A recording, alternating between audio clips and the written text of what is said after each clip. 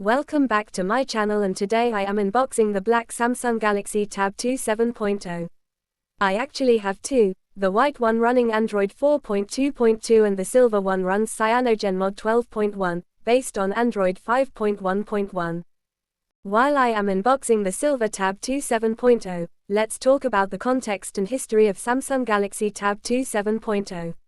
The Samsung Galaxy Tab 2 series, which includes the 7.0-inch and 10.1-inch models, was announced in February 2012 and released in the second quarter of 2012 at a lower price point than the original Tab 7.0 Plus, 7.7, 8.9 and 10.1.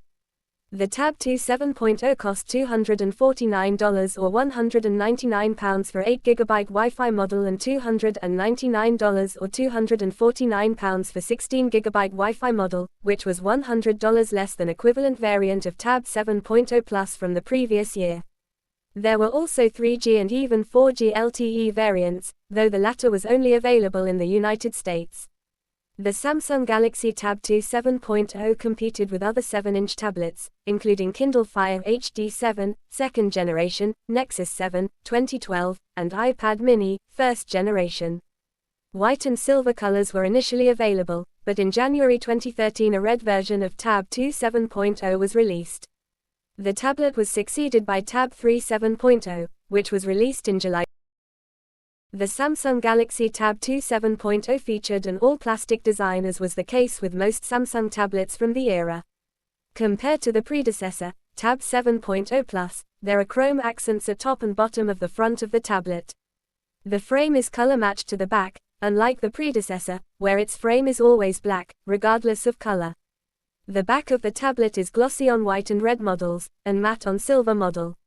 It measures 193.7 mm long, 122.4 mm wide and 10.5 mm thick, which has similar dimensions but slightly thicker than the predecessor, Tab 7.0 Plus. Similarly, the Tab 2 7.0 weighs 344 grams, around the same as Tab 7.0 Plus.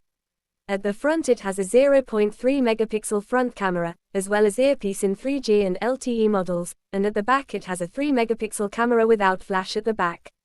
The predecessor has a flash at the back. At the top, there is a 3.5 mm headphone jack and a microphone, and at the right there are volume and power buttons and, for GTP 3113 model, an infrared blaster, and at the bottom, there are stereo speakers and a proprietary 30-pin charging port, which is used in Samsung tablets from 2010 to 2012 and was switched to micro USB starting with Tab 3 series. At the left there is a micro SD slot, which can hold up to 32 GB of storage, as well as a SIM card slot on 3G and LTE models. I went on to boot both these tablets.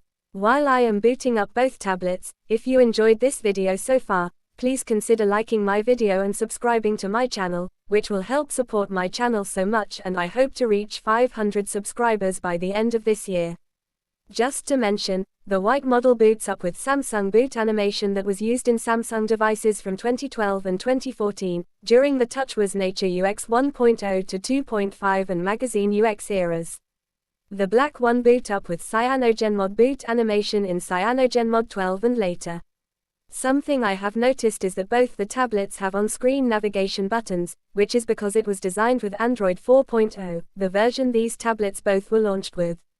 Android 3, by 4.0 and 4.1 for tablets featured a unified status bar and navigation buttons at the bottom. The physical navigation buttons returned in Samsung tablets in 2013, because Android 4.1 for small tablets and Android 4.2 for large tablets moved the status bar to the top. In 2018, due to thinner bezels with Tab S4 and Tab A 10.5, 2018, the on-screen navigation buttons returned. Both these tablets take over a minute to boot, and once both tablets were booted up these were presented with lock screens. Let's talk about the display of the Samsung Galaxy Tab 2 7.0. The Samsung Galaxy Tab 2 7.0 has a 7-inch display with a resolution of 1024 by 600 pixels. It is unchanged from the predecessor, Tab 7.0 Plus. That amounts to around 170 pixels per inch, which is relatively low for a 2012-era $250 tablet. Competing tablets like Nexus 7, 2012, and Kindle Fire HD7, second generation, which cost less at that time, offer higher resolutions at 1280 by 800 pixels for a pixel density of 216 pixels per inch. So, the viewing experience of the Tab 2 7.0 was pixelated due to the lower pixel density compared to other tablets in the 7-inch range. However, it is compensated by the display, which is better than IPS in many ways, including lower production costs and wider viewing angles. Its screen also has 10-point multi-touch capability. Let's explore the software of both the tablets. Originally, the Samsung Galaxy Tab 2 in white and silver colors launched with Android 4.0.3 Ice Cream Sandwich with TouchWiz Nature UX Lite. The status bar was at the bottom right and the navigation buttons were at the bottom left of the screen. The lock screen typeface was similar to Galaxy S3 but has a slab serif at bottom of number 1. In January 2013, Samsung released an Android 4.1.1 Jelly Bean update to Tab 2 7.0 which made significant changes. The skin was updated to TouchWiz Nature UX 1.0. The lock screen typeface was identical to Galaxy S3, dropping the serif in number 1. The status bar was moved to the top and the update made the tablet more responsive due to Project Butter, the red Tab 2 7.0, released around this time, initially shipped with Android 4.1.1 Jelly Bean. Then, in August 2013 Samsung released an Android 4.2.2 Jelly Bean, TouchWiz Nature UX 2.0 update, which changed the user interface to something similar to Samsung Galaxy Tab 3 8.0 or Galaxy S4, making the status bar translucent and updating the weather widget and lock screen typeface to resemble Galaxy S4. The white one I have currently runs Android 4.2.2 Jelly Bean. As for the custom ROMs, the maximum version supported for the tablet is Linear Geos 14.1, based on Android 7.1.2 Nougat. The silver one I have runs CyanogenMod 12.1, based on Android 5.1.1 Lollipop. Let's talk about the Android 4.2.2 white one. This is TouchWiz Nature UX 2.0, which was launched with Samsung devices from mid-2013 to early 2014. Let's talk about the features. TouchWiz Nature UX 2.0 was a refinement of the original TouchWiz Nature UX, with expanded quick settings and customizable lock screen widgets. The interesting feature that was removed in Tab 3 series is mini apps, which can run cut-down apps in Windows, such as Calculator or Alarm. Also, the Samsung Galaxy phones and tablets up to 2015 featured Task Manager, which allows users to check RAM and storage on the device and clear applications as needed.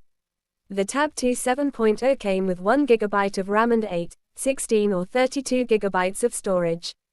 Let's talk about app compatibility, where Android 4.2.2 on white one doesn't support most newer apps on, with niche exceptions like PPSSPP. Even Android 5.1.1 on Sliver 1 doesn't support many newer apps on Play Store, so you'll have to find older APKs for these tablets on websites like AppKamera. What about the performance of Samsung Galaxy Tab 2 7.0? The Wi-Fi and 3G models of Tab 2 7.0 has a dual-core Texas Instruments OMAP 4430 processor running at 1 GHz, paired with 1 GB of RAM. That's a downgrade from Tab 7.0 Plus, which uses a 1.2 GHz dual-core Exynos 4210 processor. The Tab 2 7.0 LTE has a faster 1.2 GHz dual-core Snapdragon S4 Plus that is around 50 to 70% faster than the Wi-Fi model, but I am talking about the performance of Wi-Fi Tab 2 7.0.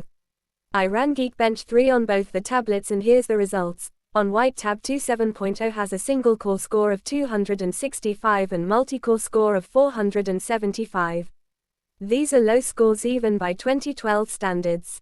Competing tablets like Nexus 7, which had a quad-core Tegra 3 CPU, offer faster performance.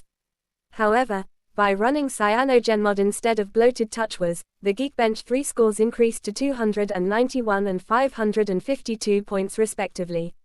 Neither of these tablets are going to be fast, but the silver Tab 2 7.0 with CyanogenMod 12.1 is noticeably faster due to less bloatware. For gaming, the Tab 2 7.0 was fine for 2D and simple 3D games from 2012 to 2015 era like early versions of hill climb racing, but it is going to be sluggish in more recent games. The Tab 2 7.0 has a 3-megapixel fixed focus rear camera and 0.3-megapixel front camera. These cameras were downgraded from Samsung Galaxy Tab 7.0 Plus, which had a 3-megapixel autofocus rear camera with flash, and 1.3-megapixel front camera. The reason was cost-cutting. The Tab 7.0 Plus cost $399 at launch and Tab 2 7.0 cost $249 at launch. Samsung had to cut corners on cameras on Tab 2 7.0. That rear camera was also used in Tab 3 and 4 series. The camera on Tab 2 7.0 can record at 720p at 30 frames per second. It's no doubt that the camera on Tab 2 7.0 was poor even by 2012 standards. Better tablets like Samsung Galaxy Note 10.1, 2012, iPad, 3rd generation, and Nexus 10 all had better 5-megapixel cameras.